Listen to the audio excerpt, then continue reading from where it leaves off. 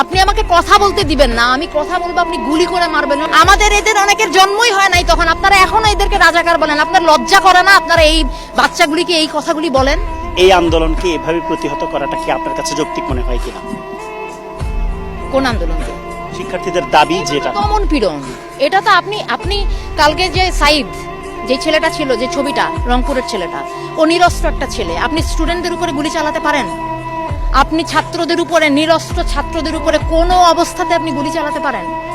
এটার জবাব প্রশাসনকে দিতে হবে। বাংলাদেশের মানুষ এটা জানতে চায় যে আমরা একটা প্রাণের কথা বলবো, একটা দাবি তুলবো। আপনার সেটা পছন্দ না হতে পারে, আপনি বাহাস করেন আমার সাথে, আপনি আমাকে কথা বলতে দিবেন না, আমি কথা বলবো আপনি গুলি করে মারবেন। ও একটা মায়ের বাচ্চা, ও একটা বোনের ভাই, আপনি ওকে মেরে ফেলছেন। এটা একটা কথা হলো?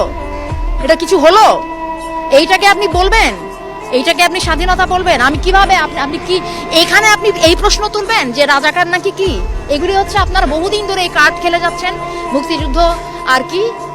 আমাদের এদের অনেকের জন্মই হয় নাই, তখন আপনারা এখনো এদেরকে রাজাকার বলেন। আপনার লজ্জা করে না আপনারা এই বাচ্চাগুলিকে এই কথাগুলি বলেন?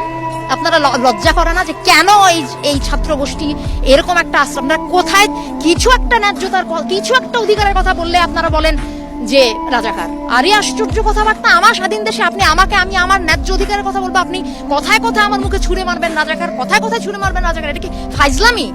এটা বাংলাদেশ, এটা অনেক মানুষ, সাধারণ মানুষ এখানে যুদ্ধ করে স্বাধীন হয়েছে। আপনি সেটা, আপনারা সেই ক্ষেত্রে মুক্তিযুদ্ধ বিরোধী কাজ করেন।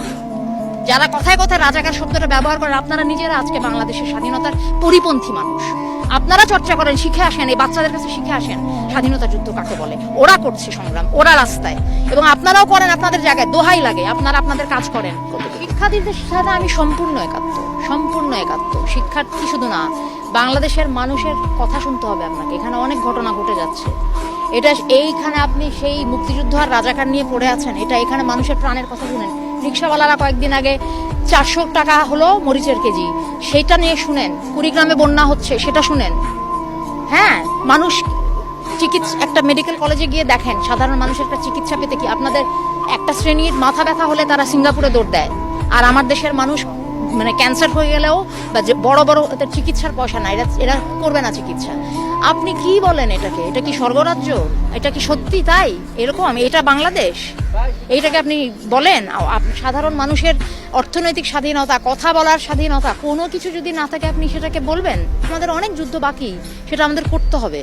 সবচেয়ে বড় কথা হচ্ছে সক্ষমতা। আপনি কি একটা সাধারণ মানুষ হিসেবে অনুভব করেন যে আপনি স্বাধীন, আপনি একটা সুন্দর জীবনযাপন করতে পারেন এখানে? স্বাধীনতার বোধ? নাকি আপনি প্রত্যেকটা কথা কেটে কেটে বলেন, ভয়ে ভয়ে বলেন? প্রত্যেকটা কথার মধ্যে 100 বার চিন্তা করেন যে এটা বলা যাবে, এটা বলা যাবে না, আপনি তাহলে স্বাধীন না? কেন এটা করতে হবে আমাকে? এইটার জন্য লাখো শহীদ জান দিল, এইটার জন্য এইটাকে আপনি স্বাধীনতা বলেন? আর এইটা যেটা মুক্তিযুদ্ধের পক্ষশক্তি যারা বলে নিজেদেরকে, তারা এখন ক্ষমতায়, তারা ক্ষমতায় থাকা অবস্থায় যদি আমাদের স্বাধীনতার বোধের এই অবস্থা হয়, তাহলে কাকে বিশ্বাস করবেন আপনি? কাজে স্বাধীনতার এখন অনেক বাকি, অনেক স্তরের স্বাধীনতা বাকি। হ্যাঁ, পতাকার স্বাধীনতা এসছে।